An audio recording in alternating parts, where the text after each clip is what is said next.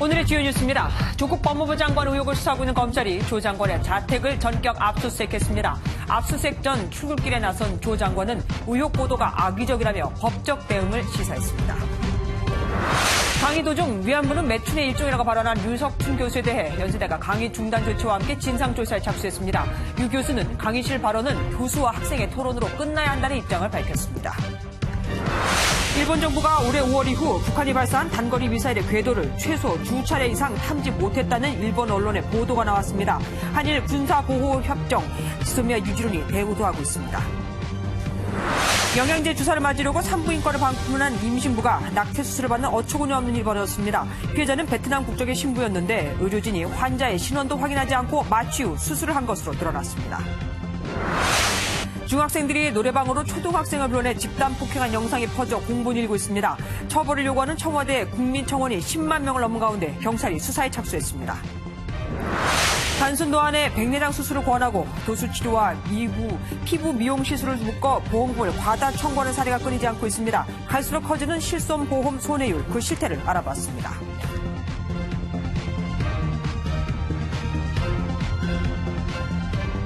검찰이 조국 법무부 장관의 자택을 압수수색하며 조 장관 가족에 대한 첫 강제 수사에 착수했습니다.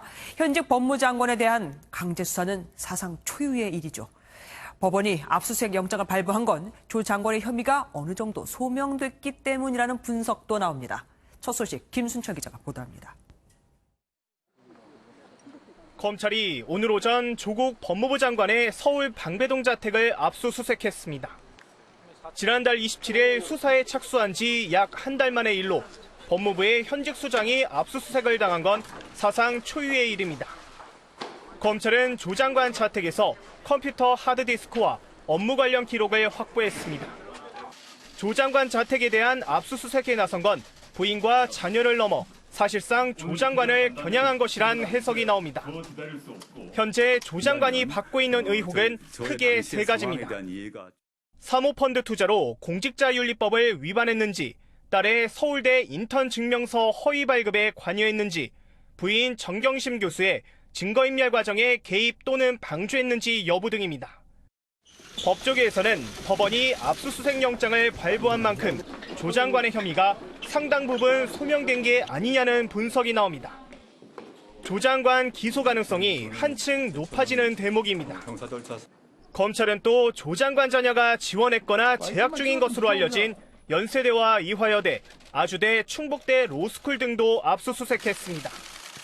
입수된 자료를 토대로 서울대와 동양대에서 발급받은 표창장과 인턴 증명서 등이 실제 진학에 활용됐는지를 확인할 것으로 보입니다. MBN 뉴스 김순철입니다.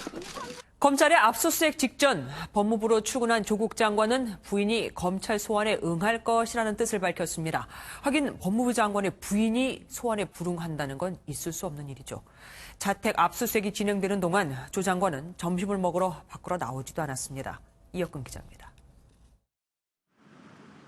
자택 압수수색이 시작된 시각 조국 장관은 법무부 청사에 도착했습니다.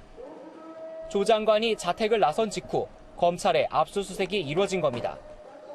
부인과 관련해 취재진의 질문을 받은 조 장관은 부인이 검찰 소환에 응할 것이라며 입을 뗐습니다. 부인이 건강상 검찰 조사 받기 어렵다고 하는데 여기에 대해서는 어떻게? 아닙니다. 퇴원했고요. 당연히 검찰 소환에 응할 것입니다. 자택 압수수색이 진행되는 동안 조 장관은 외부 일정 없이 법무부 청사에서 검찰개혁 간부회의를 진행했습니다. 법무부 홈페이지에 국민 제안 메뉴를 설치한다는 내용이 골자인데 청와대 국민청원이 연상되는 대목입니다. 조 장관은 또 오는 25일 대전지검 천안지청에서 두 번째 검사와의 대화도 진행하겠다고 전했습니다. 천안지청에서는 지난해 30대 이모 검사가 과로사로 숨진 적이 있는데 이 부분을 포함해 근무 여건을 점검하겠다는 의미로 풀이됩니다. 조 장관은 퇴근길에도 입장을 밝혔습니다. 강제 수사를 경험한 국민들의 심정을 절실하게 느끼고 있습니다. 저와 제 가족에게는 힘든 시간이지만 그래도 마음을 다잡고 같은 날 같은 시각 검찰은 법무부 장관의 자택을 압수수색하고 법무부 장관은 검찰 개혁의 고삐를 바짝 당겼습니다. MBN 뉴스 이혁근입니다. 검찰이 상부기관인 법무부 장관을 사실상의 피의자를 보고 강제 수사를 단행한 초유의 사태가 벌어진 거죠. 이 상황 어떻게 봐야 할까요? 서울중앙지검으로 가보겠습니다. 조경진 기자, 이번 압수수색 사실을 청와대와 법무부가 미리 알고 있었을까요? 물론 공식적인 확인은 되지 않고 있습니다. 워낙에 민감한 사안이니까요. 조국 장관이 후보자 시절 검찰이 수사 착수와 함께 대대적인 압수수색을 했을 당시에 이 박상기 법무부 장관은 내게 사전에 보고했어야 한다고 밝힌 바 있었는데요. 당시 검찰은 즉각 보고하지 않는 것이 통상적인 것이라고 반발했죠. 이에 비춰보면 이번에도 조 장관에게 검찰이 사전에 압수수색에 대해 보고했을 가능성 낮아 보입니다. 더욱이 조 장관 본인이 일가의 수사와 관련된 보고를 안 받겠다고 선을 긋기도 했고요. 다만 검찰이 청와대에는 보고를 했을 수 있고 이 과정에서 조 장관에게 알려졌을 수 있습니다. 한 전직 검사장은 지방 군수 정도만 돼도 법무부 청와대 민정라인에 다 보고해야 하는데 장관, 그것도 법무부 장관이라면 당연히 보고가 됐을 것이라고 전했습니다. 만일 지금의 청와대가 과거 청와대와 같다면 충분히 사전보고를 받았을 것이란 건데 그렇다면 조 장관 후보자 시절에 첫 동시다발 압수수색 당시에 청와대가 사전보고를 받지 못한 것처럼 보인 건 무슨 이유냐는 의문이 나올 수 있습니다. 이와 관련해선 당시 보고는 했는데 제대로 전달이 안 됐다 등의 이런 해석 등이 나오고 있습니다. 검찰이 정경심 교수를 부르기 전에 확실히 수사를 해놓겠다는 의지가 읽힙니다. 정 교수는 그럼 언제 부를까요? 일각에서는 소환에 응하지 않는 정경심 교수에게 검찰이 체포영장 카드를 검토 중이라는 이야기도 흘러나왔는데 검찰과 정 교수 변호인 측 모두 사실 아니다, 오보다라는 같은 입장을 밝혔습니다. 이 검찰이 조 장관 자택 압수수색이라는 초강수를 두면서 이 소환이 다소 늦춰질 것이다 이런 전망이 나오는데요. 오늘 압색한 결과물을 분석하고 이 필요에 따라 보강 수사를 하게 되면 빨라도 이달 말 정도에는 정경심 교수 소환이 이뤄지지 않을까 그렇게 예상해 봅니다. 현직 법무부 장관의 부인인 만큼 한 차례 소환을 하기 전에 확실한 수사를 하겠다는 검찰의 의지가 분명히 보여지는 대목입니다. 또 이 주말 동안에는 자택을 드나드는 조 장관 가족들의 모습이 언론에 공개되면서 가족회의를 벌였다는 등의 해석도 나왔었는데 어찌됐건 그동안 예외로 뒀던 조 장관 자택까지 압수수색을 하면서 이 검찰 수사 정점으로 치닫고 있습니다. 지금까지 서울중앙지검에서 MBN 뉴스 조경진입니다. 조국 장관의 집 PC에서 딸의 서울대 공익인권법센터 인턴 활동증명서 파일이 발견됐다고 하죠. 딸 것뿐만 아니라 딸을 논문의 제1저자로 만들어준 단국대 장 교수의 아들 것까지도요. 인턴 증명서를 셀프 발급한 정황이 나온 건데 장 교수의 아들은 이미 이 증명서가 허위라고 시인했다고 알려져 있습니다. 전남주 기자입니다. 조 장관 딸의 서울대 공익인권법센터 인턴 증명서 파일이 발견된 건 조국 장관 자택 PC의 하드디스크에서입니다. 부인 정경심 교수의 자산관리인이었던 증권사 직원 김모 씨가 보관하다 검찰에 이미 제출한 것입니다. 검찰은 하드디스크를 분석하는 과정에서 이른바 스펙 품앗이를 한 장영표 단국대 교수 아들의 인턴 증명서 파일도 함께 발견한 것으로 알려졌습니다. 최근 검찰은 당시 서울대 공익인권법센터장을 지낸 한인섭 한국형사정책연구원장을 소환 조사했는데 잘 기억이 나지 않는다는 취지로 진술하면서 조작 의혹에 무게가 실렸습니다. 장 교수 아들 역시 검찰 조사에서 하루 출석하고 증명서를 받았다고 진술해 사실상 증명서가 허위임을 시인한 것으로 알려졌습니다. 하지만 조 장관은 딸의 인턴 증명서 발급에 문제가 없었다며 법적 대응 의사를 밝혔습니다. 서울대 공익인권법센터 인턴십 관련 서류를 제가 만들었다는 오늘 보도는 정말 악의적입니다. 저희 아이는 공익인권법센터에서 인턴을 했고 센터로부터 증명서를 발급받았습니다. 한편 한국과학기술연구원 키스트는 조 장관의 딸이 대학생 시절 참가했던 인턴십 프로그램에서 5일째 되는 날 스스로 그만뒀다고 밝혔습니다. 부산대 의전원 입시에 키스트 인턴 활동 기간을 3주라고 적어낸 것과 배치되는 부분입니다. 특히 조 씨는 당시 대학 2학년이었지만 입시 지원서에 키스트 인턴 시점을 1학년이라고 기재한 부분도 의문이 드는 대목입니다. MBN 뉴스 전남주입니다. 조국 장관 가족과 관련된 또 하나의 핵심 의혹, 사모펀드. 이 사모펀드 설립과 운영에 조 장관 부인이 관여했는지가 관건인데요. 펀드의 실질적 운영자로 알려진 조 장관의 오촌 조카가 실소유주이자 운영자로 조 장관의 부인을 지목했다는 증언이 나왔습니다. 이건영 기자입니다. 조국 장관 가족이 투자한 사모펀드의 운용사는 코링크 P라는 곳입니다. 코링크의 실질적 운영자로 의심을 받는 인물은 조 장관의 오촌 조카 조모 씨인데 조모 씨는 실소유주가 따로 있다는 말을 한 것으로 전해집니다. 유민봉 자유한국당 의원실에 따르면 코링크가 투자한 업체인 웨스시엔트 대표 최모 씨가 조 씨에게 돈을 누가 댔는지 물었는데 조 장관의 부인 정경심 교수라는 답변이 돌아왔다는 겁니다. 특히 조 씨는 정 교수가 GP라고 말했는데 GP는 업계 전문 용어로 투자도 하면서 펀드를 운영하는 사람을 뜻합니다. 이 주장이 사실이라면 단순 투자자라던 조 장관의 그동안 말이 뒤집히는 겁니다. 사모펀드가 도대체 어떻게 돌아가는지에 대해서 애초에 사실 알지를 못한 정도입니다. 구성이건 운영이건 등등의 과정에서 알 수가 없었습니다. 이렇게 조 장관 부인 정 교수가 펀드 운용사 실소유주라는 정황은 속속 나오고 있습니다. 검찰은 정 교수가 오촌 조카 조 씨의 부인에게 5억 원을 빌려줬고 이 돈이 사모펀드 설립에 종잣돈으로 쓰인 정황을 포착했습니다. 정 교수가 차명으로 코링크를 소유했는지 또 조 장관이 사모펀드 운영 상황을 알았는지 여부는 검찰 수사를 통해 가려질 것으로 보입니다. MBN 뉴스 이건열입니다. 검찰의 조국 장관 자택 압수수색에 대해 더불어민주당은 검찰이 수십 명을 투입해 수사하는 건 먼지떨이식이라며 비판했습니다. 자유한국당과 바른미래당은 피의자가 된 장관이 어떻게 검찰을 지휘하느냐면서 결단이 필요하다고 밝혔습니다. 김도형 기자입니다. 더불어민주당은 조국 법무부 장관 자택 압수수색에 대해 잊을만 하면 이어지는 흠집내기 수사로 규정했습니다. 이해찬 당대표는 검찰이 한 달 동안 수십여 명을 동원했지만 확실하게 밝혀진 건 없다고 비판했습니다. 가장 나쁜 것이 먼지털이식 수사, 별건 수사인데 검찰 개혁을 막기 위한 총력 수사가 아니라 국민관심사의 실체적 진실을 그대로 밝히기 위한 진실 밝히기 수사가 되기를 바랍니다. 민주당은 또 허위조작 정보대책특별위원회에 접수된 가짜뉴스에 대한 대응 방안과 수위를 검토하기로 했습니다. 반면 자유한국당은 자택 압수수색이 조국 일가 범죄 의혹의 실체가 드러나는 초석이 될 것이라고 목소리를 높였습니다. 조국 부부는 구속을 면하기 어려운 상황입니다. 이미 조국을 둘러싼 국민의 분노와 국가적 혼란이 임계점을 넘어섰습니다. 이어 조 장관에 대한 직무효력 정지 가처분 신청도 제기했습니다. 바른미래당은 조 장관이 사실상 피의자 신분이 됐다고 비판했습니다. 이제 문재인 대통령이 정말 결단을 하셔야 합니다. 장관의 집을 검찰이 압수수색을 했는데 그 장관이 어떻게 검찰을 지휘한단 말입니까? 민주평화당과 정의당은 검찰 수사 결과를 지켜봐야 한다며 말을 아꼈습니다. MBN 뉴스 김도형입니다. 일본군 위안부를 매춘의 일종이라고 하고 이 일을 제기하는 학생에겐 직접 해보라는 말까지의 논란을 일으킨 류석춘 교수에 대해 연세대가 학교 강의를 중단시키고 공식 조사에 들어갔습니다.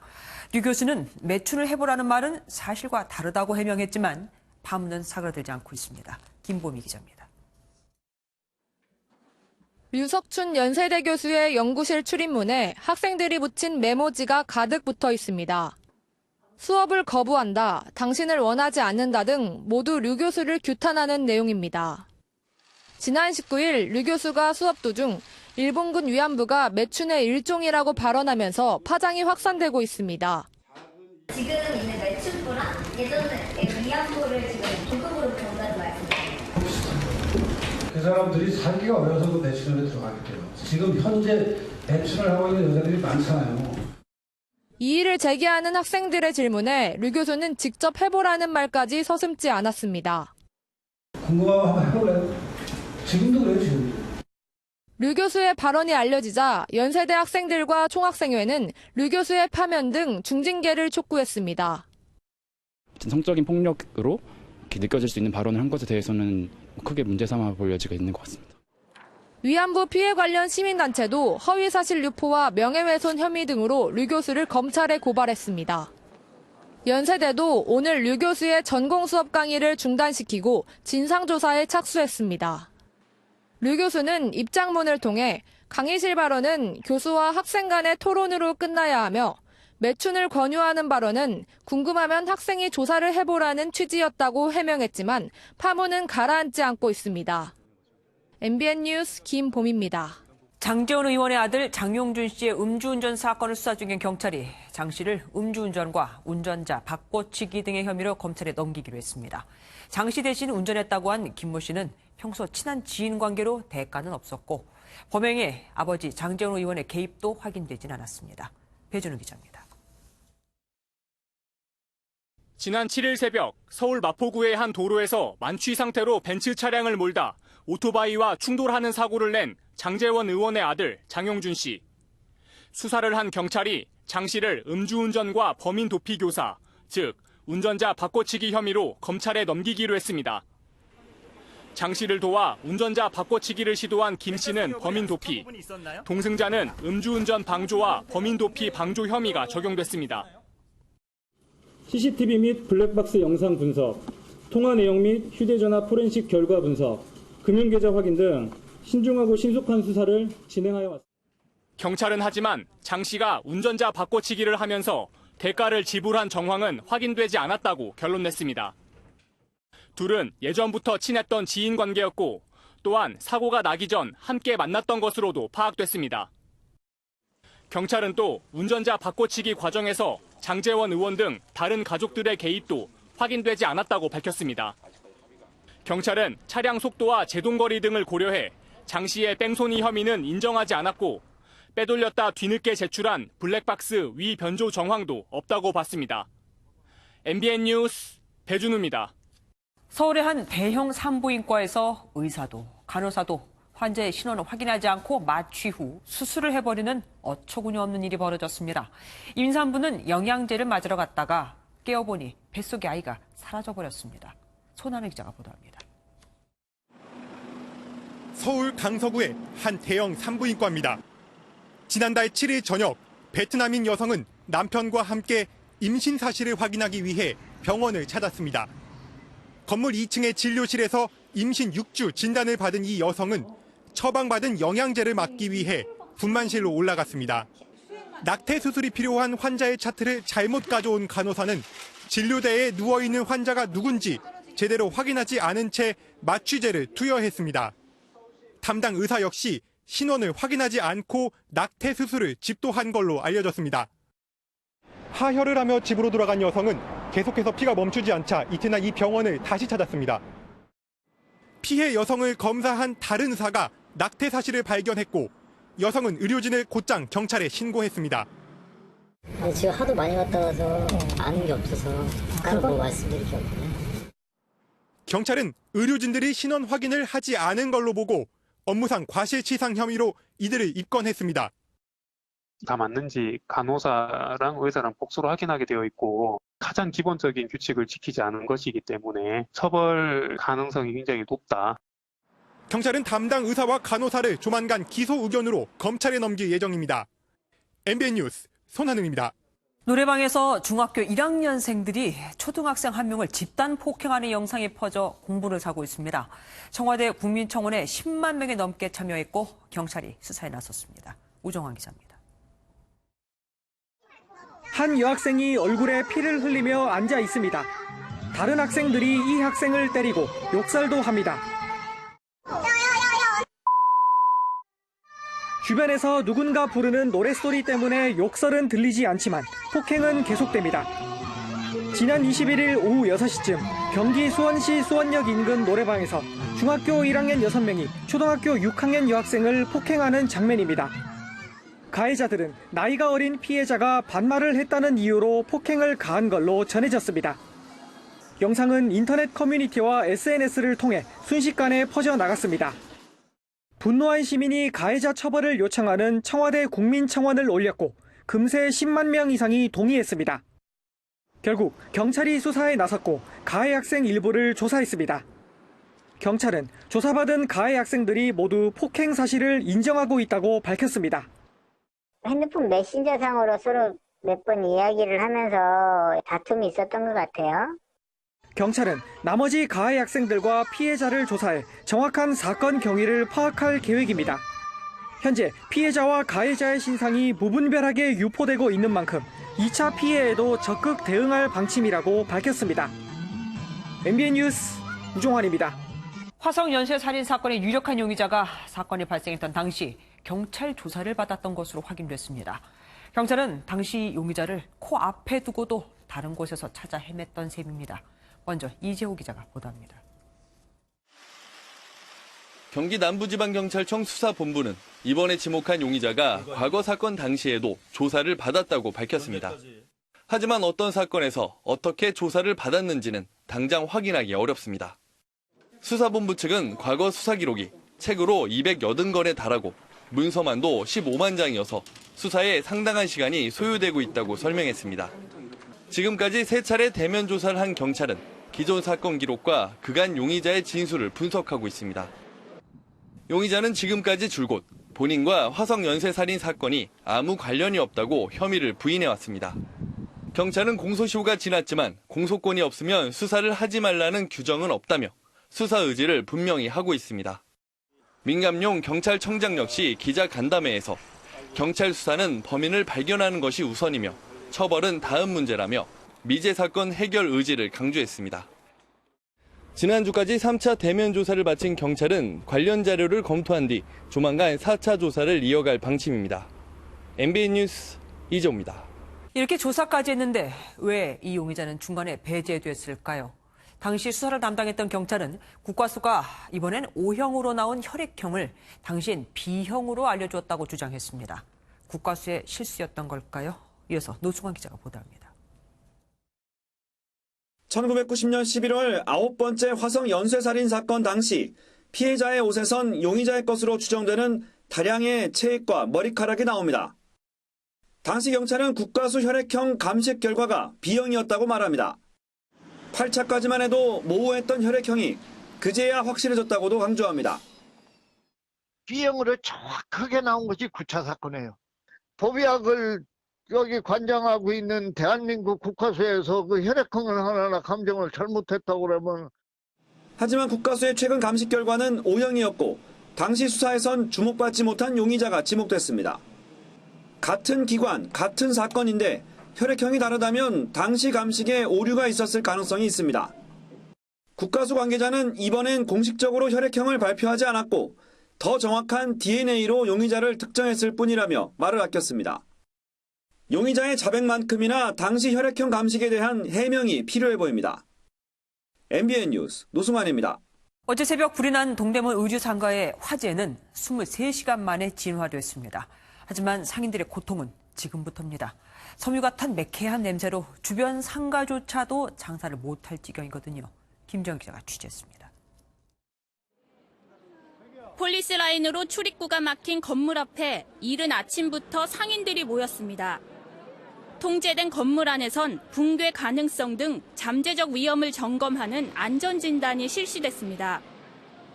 매장이 다 타버린 상인들은 언제쯤 장사를 다시 시작할 수 있을지 걱정이 태산입니다. 안전진단하고 그 다음에 뭐 들어갈 수 있을지 없는지 결정이 날 것 같아요. 장난 아니죠. 갑자기 거래가 끊기면서 연달아 다른 소매 상인들의 피해도 예상되고 있습니다. 이 시장만 와서 물건 하는 사람들도 되게 많아요. 그분들은 물건을 못 구하니까 그 사람들도 지금 난리예요. 지난 1979년 지상 3층으로 지어진 이 건물은 2014년 4개 층을 증축했습니다.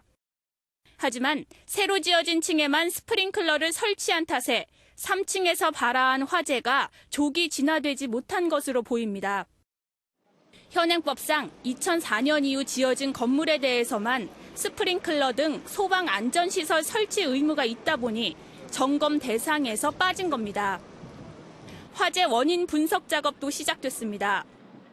3층에서 작업을 하던 인테리어 업자들이 어디선가 타는 냄새가 나 신고한 것으로 알려진 가운데 경찰은 3층에 설치된 CCTV를 모두 확보해 분석할 계획이라고 말했습니다. 화재로 훼손된 3층 내부 통로를 확보한 경찰과 소방당국은 내일 오전 현장 감식을 벌일 예정입니다. MBN 뉴스 김지영입니다.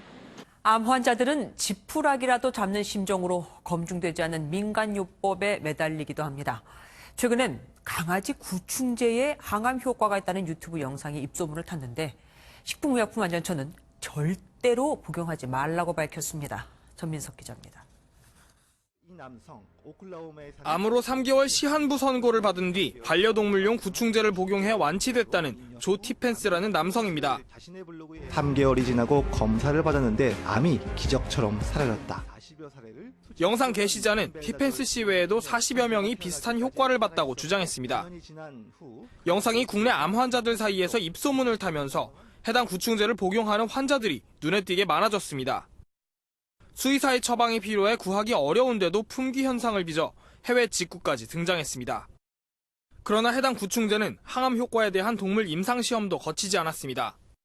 임상실험한 것은 전혀 없어요. 결과가 좋다라고 나타난 것도 제가 본 적이 없는 것 같습니다. 섣불리 복용했다가는 예상치 못한 부작용이 올 수 있습니다. 임상시험을 통해서 그 효능과 안전성이 입증해야 되고요. 아직까지 사람을 대상으로 한 정식 임상시험이 없기 때문에 우리가 적극적으로 권장할 수는 없다. 식품의약품안전처는 안전성과 유효성이 전혀 입증되지 않았다며 암 환자는 절대로 복용해선 안 된다고 강조했습니다. MBN 뉴스 전민석입니다. 나경원 자유한국당 원내대표가 자신의 아들을 둘러싼 원정 출산과 이중 국적 의혹에 대해 명백한 가짜뉴스라고 정면 반박했습니다. 자유한국당 초재선 의원들은 지도부를 저격해온 홍준표 전 자유한국당 대표의 징계를 촉구해서 나섰습니다. 내부 총질은 막자 이거죠. 권영봉 기자입니다. 당 안팎에서 아들을 둘러싼 의혹이 연이어 불거진 나경원 자유한국당 원내대표. 미국 LA에 있는 라치몬트 산후조리원에서 아이를 원정 출산했다는 의혹에 대해 작심 발언을 쏟아냅니다. 그 설립 연월일이 2000년입니다. 2000년. 저희 아이를 출생한 연월일은 1997년입니다. 이게 명백히 가짜 뉴스라는 거는 거기서부터 알 수 있습니다. 이어 원정 출산 아니라고 했더니 이중 국적은 왜 아니라고 안 하냐고 그런다며 제기된 의혹들은 모두 사실이 아니라고 재차 강조했습니다. 조국 임명 책임론으로 나 원내대표를 연일 압박해온 홍준표 자유한국당 전 대표는 한 발 물러섰습니다. 홍 전 대표는 늦었지만 진실을 밝혔으니 다행이라면서도 자녀 특검이라도 해서 누명 벗고 문정권을 타도해야 한다고 주장했습니다. 자유한국당 초재선 의원들은 당 지도부를 겨냥한 홍 전 대표의 최근 발언들은 해당 행위라며 강력히 반발했습니다. 내부 분열을 획책하는 자는 자유우파의 적이라며 홍 전 대표에 대한 윤리위원회 회부까지 요구했습니다. 홍준표 전 자유한국당 대표의 당 지도부 흔들기에 초재선 의원들이 집단 반발한 건 이번이 처음인데 갈등이 마무리될 수 있을지 아니면 증폭될지 관심이 집중됩니다. MBN 뉴스 권용보입니다. 정치권이 오랜만에 민생 경쟁을 벌였습니다. 여당은 프랜차이즈 갑질을 막겠다며 우수기업을 국회로 불러 격려했고 한국당은 황교안 대표가 꺼내든 민부론에 발맞춰 돼지열병 대책회의를 열었습니다. 정치권의 민생 경쟁 오늘만 하고 마는 건 아니길 빌어봅니다. 이동화 기자입니다. 더불어민주당을 비롯해 당정청이 아침 일찍부터 민생 현안 회의를 열었습니다. 프랜차이즈 본사 갑질을 막기 위한 제도적 장치를 마련하겠다는 취지로 광고나 판촉 행사를 점주에게 떠넘기는 것을 막거나 폐업 위약금 부담을 줄여주기 위한 방안들이 논의됐습니다. 특히 가맹본사와 점주 간 상생 우수기업도 불렀는데 다른 업체들에 대한 사실상의 압박 메시지도 담겼습니다. GS25 편의점처럼 평등한 파트너십을 바탕으로 가맹점주와 지속적인 상생 협력을 펼치는 가맹본사에 대해 정책적 지원을 아끼지 않겠습니다. 한국당은 아프리카 돼지열병 TF 첫 회의를 열고 수습 방안을 논의하는 한편 제1평화시장 화재 현장을 찾아 지원 방안을 논의했습니다. 또 20대 청년들을 만난 자리에선 청년들의 쓴소리를 듣고 적극적인 소통을 약속했습니다. 전에는 어른들이 앞장서고 너희들은 따라와 였다면 이제는 같이 가야 하는 그런 시대가 됐다. 앞서 가까스로 정기국회 일정에 합의한 여야는 원내 추석 간 협상을 통해 세부 일정을 조율하는 한편 다음 달 31일에는 민생법안 처리를 위한 본회의를 개최하기로 했습니다. MBN 뉴스 이동화입니다. 유엔 총회 참석을 위해 미국 뉴욕을 방문 중인 문재인 대통령은 우리 시각으로 내일 아침에 트럼프 대통령과 한미 정상회담을 합니다. 비핵화 정의가 서로 다른 상황에서 북미 양국이 공감할 만한 로드맵을 만드는 게 최우선 과제입니다. 뉴욕에서 최중락 기자가 전해왔습니다. 뉴욕을 방문 중인 문재인 대통령이 내일 아침 트럼프 미국 대통령과 한미 정상회담을 합니다. 문 대통령 취임 이후 9번째 정상회담이자 석 달 만입니다. 한미 두 정상은 북미 협상에 앞서 한미 간 비핵화 로드맵과 대북 제재 완화 등 구체적인 행동 방안을 논의할 예정입니다. 대통령을 수행 중인 강경화 외교부 장관은 비핵화 정의는 같지만 어떻게 도달할지 로드맵에는 이견이 있다며 실무 협상에서 로드맵을 만드는 것이 가장 큰 과제라고 밝혔습니다. 한반도 평화 프로세스를 비롯한 우리의 주요 정책에 대한 상대국의 이해를 높이고 주요 우방국들과 협력과 지지 기반을 다지는 유용한 계기가 될 것입니다. 한미 동맹 균열 우려가 일고 있는 한일 지소미아 종료와 주한미군 방위비 분담금 문제도 의제로 오를 것으로 보입니다. 전격적으로 이뤄진 한미 정상회담에서는 비핵화 방안의 거리를 어느 정도까지 좁혀내느냐에 따라 문 대통령 역할의 성패가 좌우될 전망입니다. 뉴욕에서 MBN 뉴스 최중락입니다. 제11차 한미 방위비 분담금 협상의 첫 회의가 내일부터 이틀간 서울에서 열립니다. 이번 협상에서는 2020년 이후 주한미군 주둔 비용 분담을 논의하는데 장원삼 뉴욕 총영사 내정자가 우리 측 임시 대표를 맡기로 했습니다. 올해 5월 이후 북한은 미사일을 10번 발사했죠. 그런데 일본이 적어도 2차례는 탐지에 실패했었다는 일본 언론의 보도가 나왔습니다. 한일 군사정보보호협정 지소미아 유지론이 일본에서 대두되는 건 당연한 일일 겁니다. 박통일 기자입니다. 북한이 초대형 방사포를 시험 발사한 지난 10일 이와야 다케시 일본 방위상은 오전 8시 45분 북한의 발사체 발사를 공식 발표했습니다. 우리나라보다 1시간 20분가량 늦은 시점입니다. 引き続きですね、これを深刻な課題と捉え、情勢をしっかりと注視をしていくとともにですね、警戒監視体制に万全を期してまいりたいというふうに考えております。 당시 한참 늦은 대응에 일본이 방사포를 초기에 탐지하지 못했던 것 아니냐는 얘기가 있었는데 실제로 이 같은 가능성이 제기됐습니다. 일본 교도통신은 북한이 올해 5월 이후 발사한 미사일 가운데 동해상의 해상자위대 이지스함이나 일본 내 항공자위대 레이더가 탐지 못한 사례가 최소 2차례 있었다고 보도했습니다. 여기에는 북한판 이스칸데르라 불리는 신형 단거리 탄도미사일 KN-23도 포함된 것으로 전해졌습니다. 통신은 60km 이하 저고도로 비행하는 데다 변칙적인 궤도로 인해 일본 정부가 포착하기 어려웠다고 전했습니다. 반면 발사 지점과 가까운 우리 군은 미사일 탐지에 성공했던 것으로 보인다고 분석했습니다. 이 같은 이유로 일본 내에선 최근 우리 정부가 종료 결정을 내린 지소미아 유지에 대한 필요성이 대두되고 있습니다. 특히 일본의 전체 수출 내 한국의 비중이 수출 규제 이후 줄기는커녕 오히려 0.3%포인트 늘어난 것으로 나타나는 등 무역 규제 무용론도 함께 커지고 있습니다. MBN 뉴스 박통일입니다.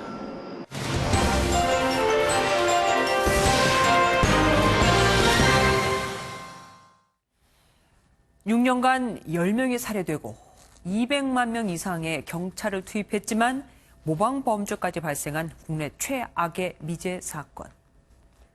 화성 연쇄살인 사건이 오래도록 기억되는 이유는 아직 범인이 검거되지 못한 이유도 있지만 수사 기법과 행정 등 1980년대 우리 경찰과 사회를 여실히 담아내고 있기 때문입니다.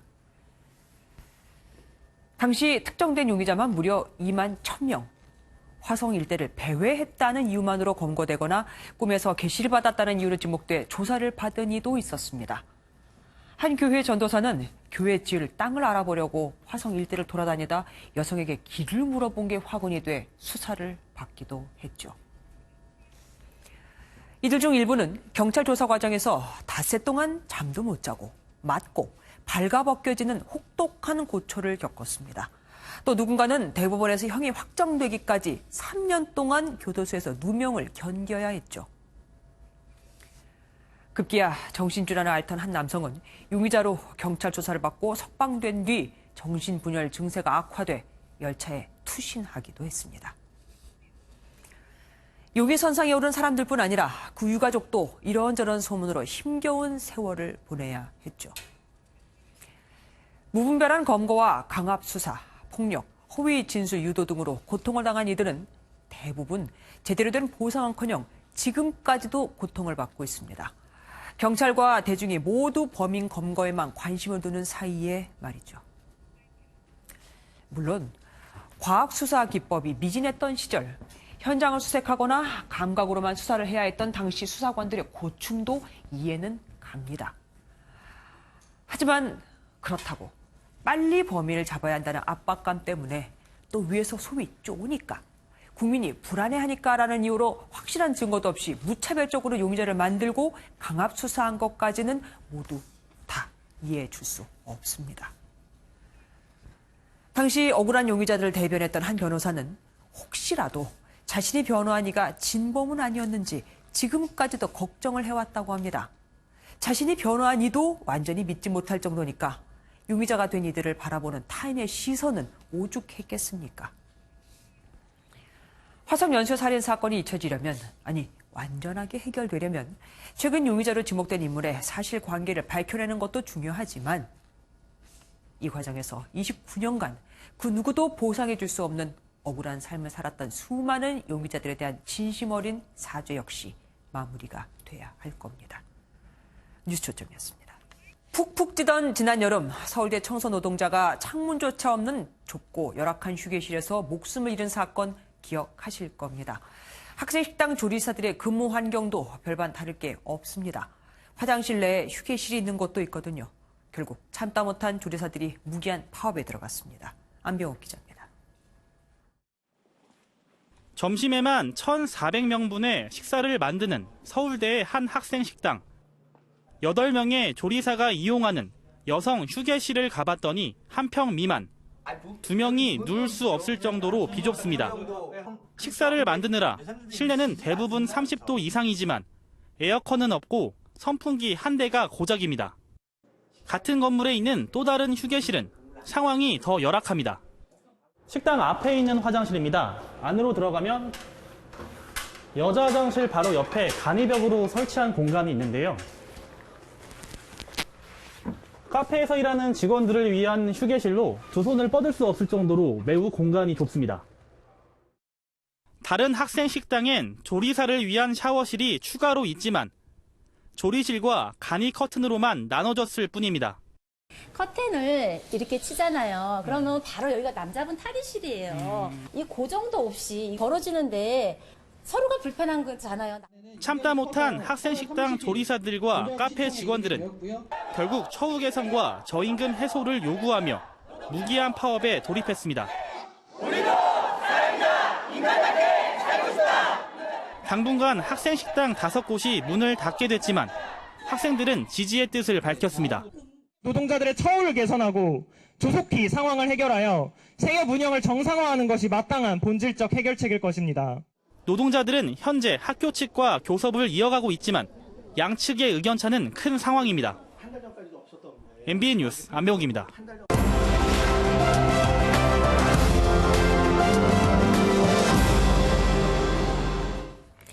오늘의 이슈를 픽해보는 픽뉴스. 오늘부터 준비되어 있습니다. 매주 월요일엔 윤길환 기자와 함께하겠습니다. 윤 기자, 오늘의 첫 번째 픽뉴스 뭡니까? 네, 첫 번째 픽은 도둑질입니다. 뭘 훔친다 할 때 그 도둑질이요? 네, 맞습니다. 어제 자유한국당이 발표한 민부론을 두고서 더불어민주당 김두관 의원이 한 이야기인데요. 먼저 그 발언 들어보실까요? 네네. 자유한국당은 도둑질한 가짜 이적, 민부론을 중단하라. 네, 이 민부론은 정부 대신 민간 주도로 하는 세금 중심이 아닌 시장 중심의 경제 구상을 말합니다. 예. 자, 그런데 김 의원은요, 13년 전이죠. 지난 2006년부터 자신이 민부정책연구원 이사장을 맡아왔다면서 자신의 민부론을 한국당이 도둑질했다 이렇게 말한 겁니다. 그런데 그렇게 되면 앞뒤가 좀 안 맞는 게 어제 황교안 대표의 민부론이 나왔을 때 민주당 내에서 뭐라고 비난을 했었냐면은 그 정책은 사실 이명박 박근혜 시절의 정책 재탕이다 이렇게 얘기를 했었거든요. 그렇게 되면은 지금 말씀하신 거하고 민주당 내에서조차 말이 안 맞는다는 게 됩니다. 그렇게 볼 수도 있겠죠. 이렇게 민부론을 두고서 이런 말들이 많으니까 정작 민부론 이제 말했던 더불어민주당이 아닌 자유한국당 김종석 한국당 의원이 어떻게 말했냐면요. 자, 감자탕집 있잖아요. 자, 이름만 이제 같다는 게 감자탕집이 진짜 감자탕. 나는 원조 감자탕. 진짜 원조 감자탕. 정말 많지 않습니까? 이렇게 많은 것을 두고 뭐가 진짜다라고 말하는 게 무슨 의미가 있냐 이렇게 지적하기도 합니다. 예, 뭐 맞는 말인 것 같기도 했습니다. 어쨌든 이슈는 확실하게 만들어낸 것 같습니다. 겉모습 두고도 말이 많았죠. 자, 이제 어제 황 대표의 모습에 인터넷에서는 뭐 여러 가지 이제 이슈가 많았습니다. 특히나 이제 스티브 잡스 같다라는 이제 이런 이야기들 속에서 황티브 잡스라는 이런 신조어까지 등장할 정도였으니까 이슈몰이는 아주 제대로 한 셈이죠. 황 대표도 참 만족해하는 분위기였다고 합니다. 이번 이제 보고대회가 당의 홍보본부장이 컨셉을 잡아줬다고 하는데 특히 황 대표가 신었던 운동화 이거는 아내가 제안했다 이런 이야기도 있습니다. 예, 그럼 다음 이 두 번째 픽은 뭡니까? 네, 두 번째 픽은 절대 복종 아니면 죽음입니다. 무슨 비장한 연극 대사 같습니다. 그렇죠. 자, 이게 어떤 내용이냐면요. 조국 법무부 장관을 둘러싼 의혹 관련해서 이제 검찰 수사가 한창 진행 중이잖아요. 여기에 대해서 서지현 수원지검 이제 성남지청 부부장 검사가 SNS로 밝힌 내용입니다. 자, 수사에 대한 검찰의 도가 지나쳐서 왜 평검사들은 가만히 있냐라는 이런 일부 지적에 대해서 검찰의 배당과 인사, 징계 등 여러 가지 시스템이 절대 복종 아니면은 죽음을 의미한다 이렇게 밝힌 겁니다.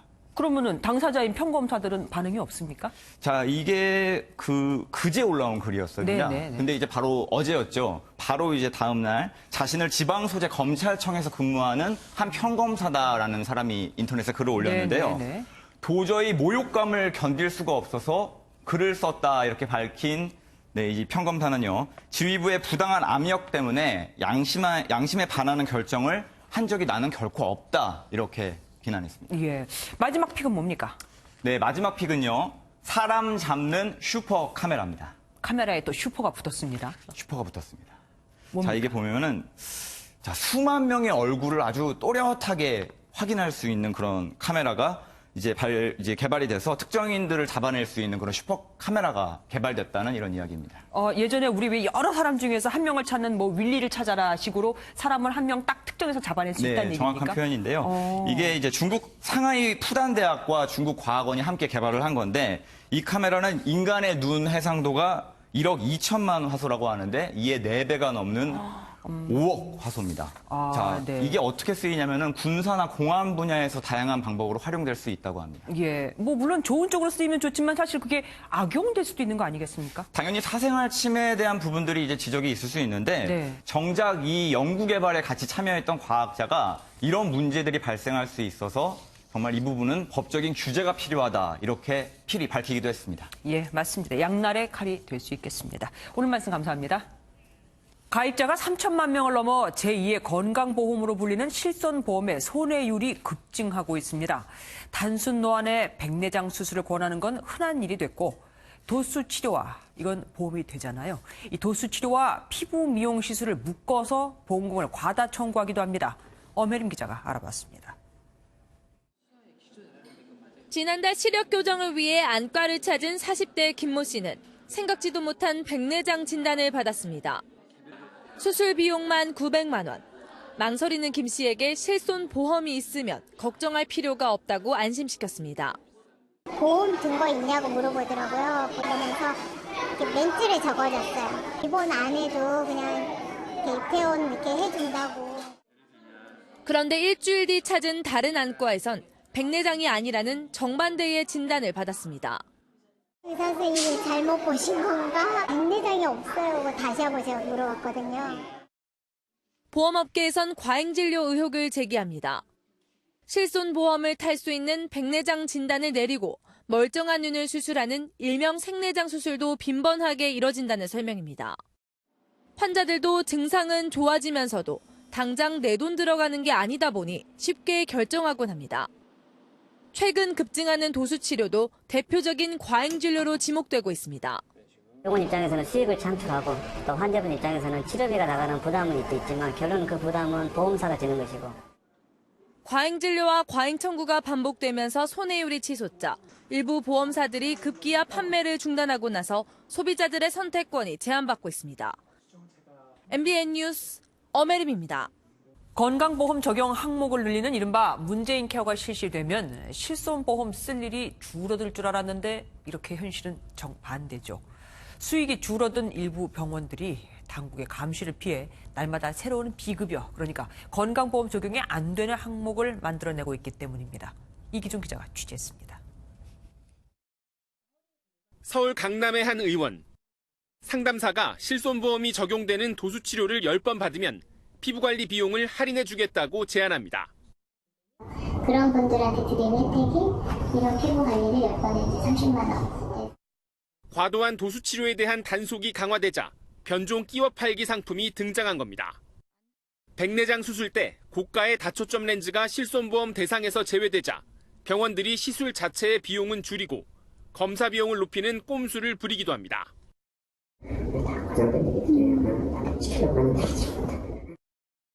이른바 문재인 케어로 건강보험 보장 범위가 확대됐는데 예상과 달리 건보 적용이 안 되는 비급여 청구도 큰 폭으로 늘어난 이유입니다. 보험업계는 병원을 많이 간 가입자를 상대로 보험료를 올리는 차등 적용까지 검토하고 있습니다.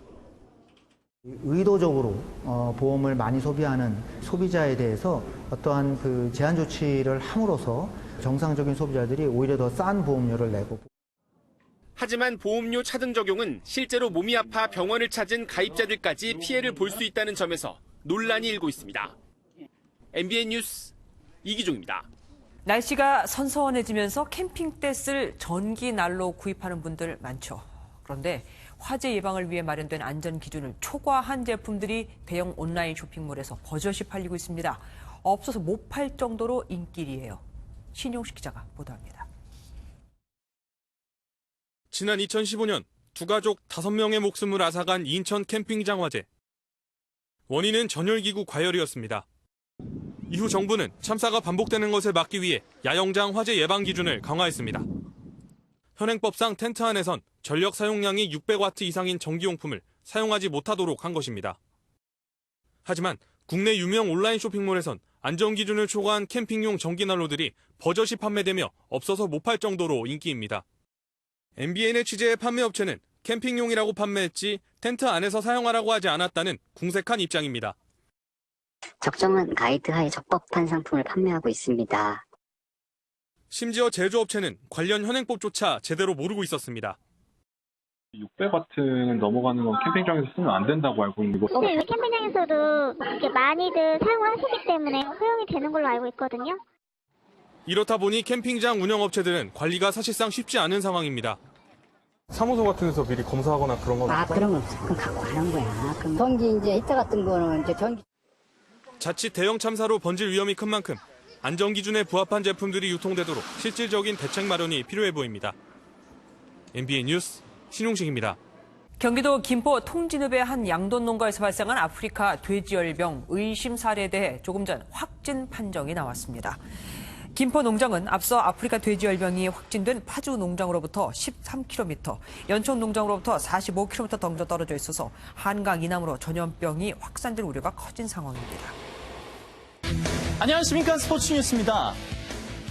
LA 다저스의 류현진이 6번째 도전 만에 시즌 13승을 달성했습니다. 답답한 타선을 자신의 생애 첫 메이저리그 홈런으로 직접 뚫었습니다. 조유로 기자입니다. 콜로라도와의 홈경기에 선발 등판한 류현진. 시작은 위태로웠습니다. 1회에 선두 타자를 삼진으로 잡았지만 뒤이은 타자 게럿 햄슨에게 솔로포를 내줬습니다. 하지만 2회부턴 평소의 컨디션을 되찾았습니다. 3회엔 세 타자를 연속 삼진으로 잡았고 이후에도 병살타를 솎아내며 무실점을 이어갔습니다. 5회엔 타선에서까지 존재감을 뽐냈습니다. 선두 타자로 등판한 류현진은 시속 151km의 직구를 걷어올려 소중한 동점 솔로포를 터뜨렸습니다. 메이저리그 데뷔 이후 첫 홈런입니다. 오늘 경기에 가장 큰 계기가 됐던 거, 그 계기를 또 팀이 또 대량을 잡고, 그래도 오늘 경기에서 가장 중요한 타석이었습니다. 선발 투수의 홈런에 다저스 타선도 탄력을 받아 벨린저의 만루 홈런 등으로 멀찌감치 달아났습니다. 류현진은 6대3으로 앞선 8회에 마운드에서 내려왔고 팀이 승리하면서 기분 좋은 13승을 챙겼습니다. 평균 자책점은 2.41로 조금 올랐지만 여전히 리그 1위 자리를 지켰습니다. 한편 텍사스 레인저스의 추신수는 오클랜드와의 경기에서 시즌 23호 홈런을 터뜨려 자신의 한 시즌 최다 홈런 기록을 경신했습니다. MBN 뉴스 조희로입니다. 태풍 타파는 제주 산간에 780mm의 비를 뿌리면서 비슷한 경로였던 태풍 차바와 콩레이보다도 더 많은 강수량이 기록됐는데요. 사진으로 보시는 것처럼 가을 수확 시기에 남부 곳곳에 많은 피해를 입힌 뒤 현재는 동해상으로 모두 빠져나갔습니다. 우리나라에는 벌써 6번째 태풍이 영향을 줬지만 10월 초에도 태풍의 가능성을 배제할 수는 없는 상황입니다. 태풍이 지난 뒤 절기추분인 오늘 하늘은 무척 맑고 깨끗했습니다. 내일 아침은 오늘보다 쌀쌀하겠는데요.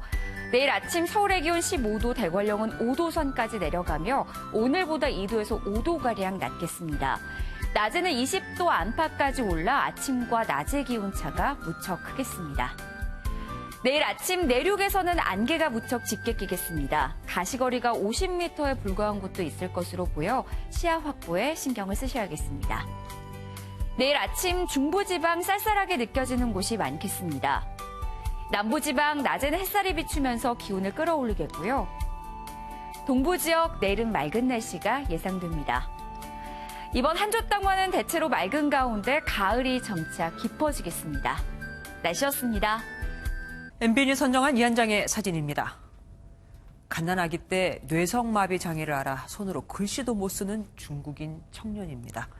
시험 성적이 좋은데도 신체적 장애로 대학 진학이 가로막히자 무려 8년간이나 대학 강의를 청강했는데 학교가 감동했습니다. 학사, 석사, 명예 학위증을 수여했거든요. 장애가 극복하기 어려웠지만 불행한 것만은 아니었다고 말하는 이 청년. 정말이지 학위 받을 만하죠. MBN 종합뉴스 여기서 마치겠습니다. 함께해 주신 여러분 고맙습니다. 안녕히 계십시오.